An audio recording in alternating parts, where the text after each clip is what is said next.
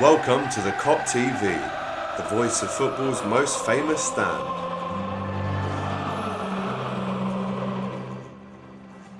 Joseph on the Kop TV, you're back. You've been on the channel a lot. I like that jacket as well.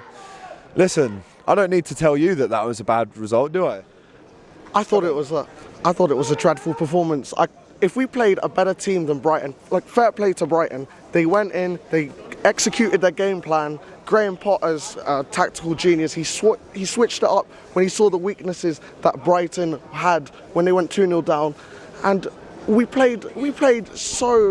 just played so poor. I thought if we played a decent side, if we played like the likes of Chelsea, we would have got battered in that game. We are lucky to get a point from that.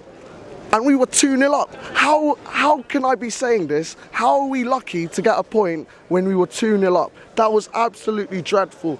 I think our midfield situation just hasn't helped. I don't think that Henderson, Jones and Oxlade, which it ended up being, is a good enough defensive midfield to cover the defence, because the defensive performance was pretty poor as well. They were playing so many balls into the acres of space. When Tariq Lamptey came on, they looked incredibly dangerous. They were exploiting the wings, using their wing backs, and fair play to Brighton, but I thought we were just so poor, and it's been reminiscent of so many other performances this season. That's the issue.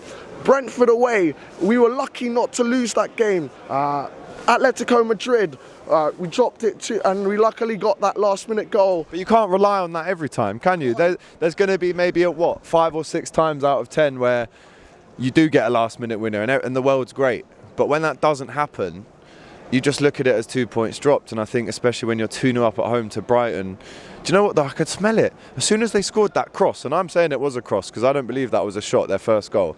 I think that was a cross. And as soon as that goes in, you've got a foothold in the game then. Because if that goes over the bar, bro, I guarantee you we don't draw that game if that first goal goes over the bar.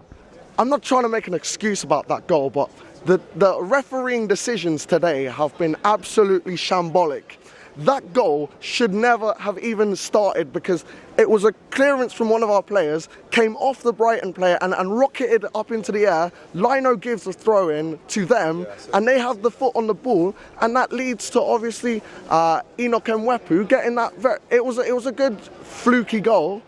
But, you know, if it wasn't for that, we would have had 3 points here. But we can't rely on poor refereeing to screw us over. It was our own mistakes. Oxlade-Chamberlain, I don't understand what he brings to the side anymore. Got an assist today, though, man. Yeah, he got an assist, but for the rest of the game, he's just ball watching, and he plays like a headless chicken. He's played like a headless chicken the majority of the times that he's played this season. And I used to be a huge fan of Ox. But I tried to convince myself that this guy has a future at the club. But the reality is he's just not at the level required anymore. Maybe the constant injury tolls on him have affected his performances, but I just don't think he's at the required level. And obviously it comes down to our depth. People were calling for a midfielder.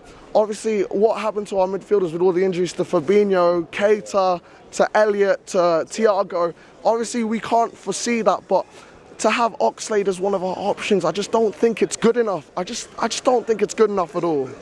Right, well, we'll see if it's good enough on Wednesday night when we play here against Atletico. Joseph, big up to you, mate. Cheers. Take care, and I'll see you soon, yeah? All the best, mate. Whoa. Just before you go, don't forget, give us a like, drop us a comment and subscribe to the Kop TV. the voice of football's most famous stand.